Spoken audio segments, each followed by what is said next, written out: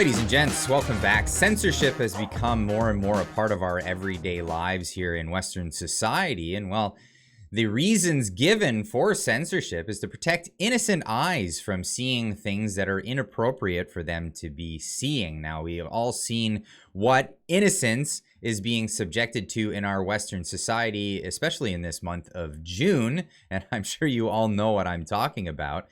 But it's interesting to see what other things are actually being restricted for adult audiences only. And this is getting into a video that I put out yesterday where I was actually very careful about the things that I was saying in the video as to not have my content restricted, but it was nonetheless restricted. Now, this is the video. You can't see it. That's right. I'm blurring it out so that I can demonstrate that I'm making a video talking about a thing, but not actually speaking on the subject matter itself, as I was attempting to do yesterday in that video. Now, you can always go back and watch that video if you chose to do so, but you would have to be signed in and confirm that you are over the age of 18 to watch that video. Again, I'm not going to get into the subject matter of what that video was about today in this video, as it was deemed just mentioning the subject matter was too far into the realm of adult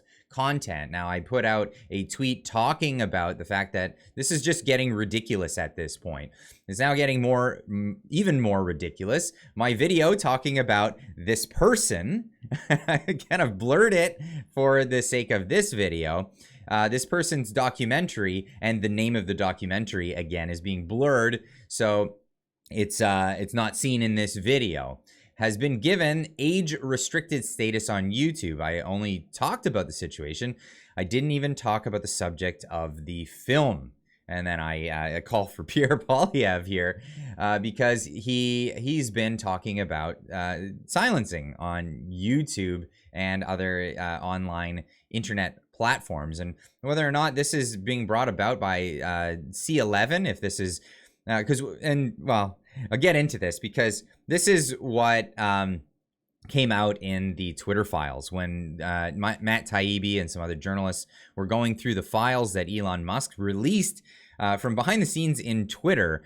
A lot was revealed in that time, and it was really the close knit relationship between governments and the social media platforms for restricting access to political figures or just regular everyday people, and shutting down speech. And well, Pierre Poilievre asked in a recent tweet if this is what was happening using Bill C11 powers before they've even gone through their whole regulatory process and been implemented to the market as a whole. Is this something that is being pushed behind the scenes? And this is an excellent question by Pierre Poilievre in this situation, but we won't know the answer to that. Now, what is the age restriction, and is this actually censorship? So age restriction status, it makes it so that a video is age restricted. So viewers need to be signed in, and they need to be at least 18 years old to watch the content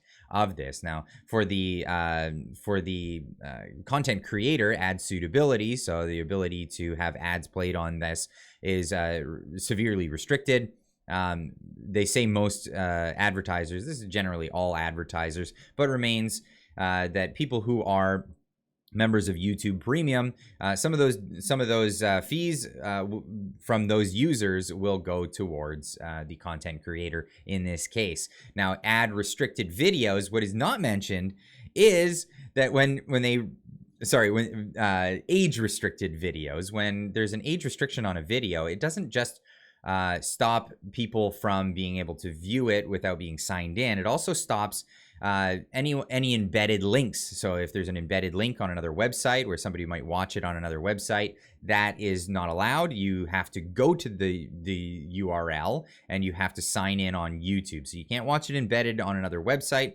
So that kills its reach in that way, but it also makes it limited status for being able to be searched. It also makes it a limited status for recommendations. And recommendations is how most content creators get their content out there. Not a lot of people are using the search function anymore on these platforms. What they're doing is relying on YouTube's algorithm to recommend things to them. Now, some people have gone above and beyond that, and they just go right to their subscription tab and look for the people that they've subscribed to and if the videos are available there. But this is not the normal behavior for most people on the internet. They're either getting external links from embedded links and watching them on other platforms, or they're relying on the recommendations. So if a video is age restricted, this is what can come about. Now, the film that I was talking about, it received this, and the views on it went from 20,000 per hour,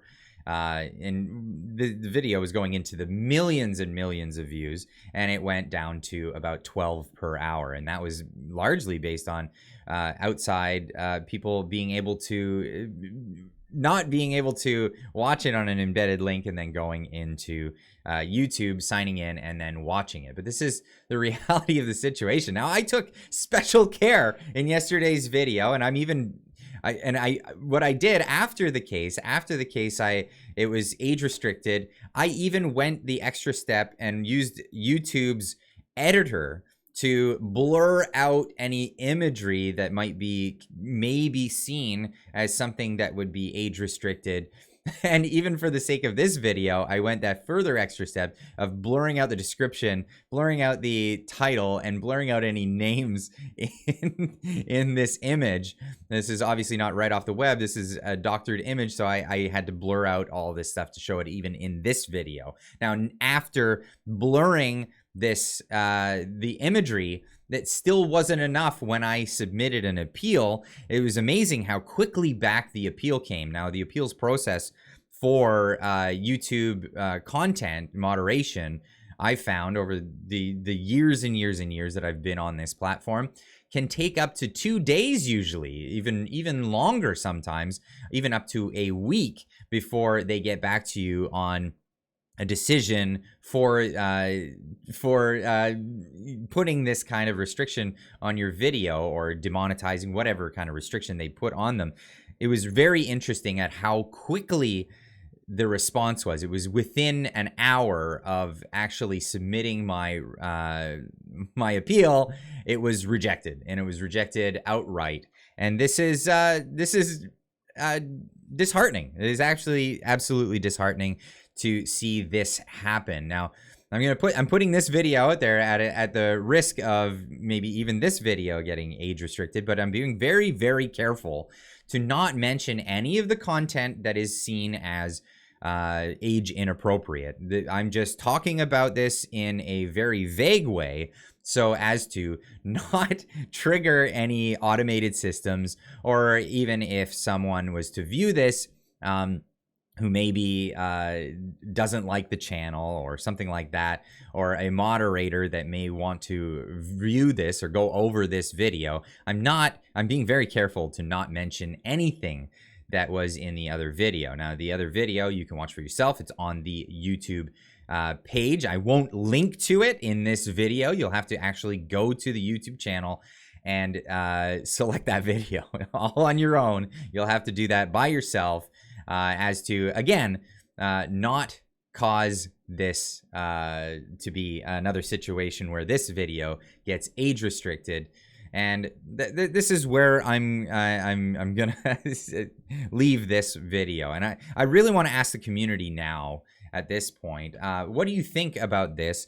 Because this is one of those things that leads to people self-censoring. When you can't talk about a particular subject, it causes people to immediately go into self-censor mode, where they become the censors themselves. They internalize this, and I see that as an insidious form of censorship, when the over-policing of a particular subject matter is brought about. It causes creators to say, well, I'm not going to touch that because, well, either this is your livelihood or whatnot. Now, I didn't quit my day job for a good reason, because I knew that this career path could end up being, just one of those fly by night things where, you're here 1 minute and you're gone the next. And that's very much a reality of online content creation and these platforms as they stand. Now, it would be nice to make this a career, but I've definitely kept my day job for good reason, because especially in this contentious time in Canadian history and in Western history, world history, we're in a situation where, again, at the whims of people in charge, they could remove your content just because they feel that, even though it may not break guidelines or YouTube guidelines or any terms of service that have been brought up, they may use retroactively change the rules, use the rules in an arbitrary way where there's very little recourse on your end. So this is again, a great reason to keep your day job. But I want to throw this out there for the community. Leave a comment in the comment section down below. Let me know if this is something that would make you self-censor. I'm definitely going to try to dance around these subjects.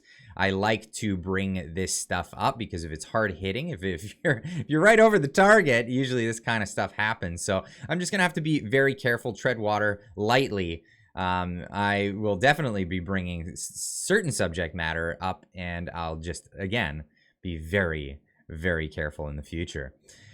Anyway, leave a comment in the comment section down below, and we'll see you in the next one. Keep on trucking.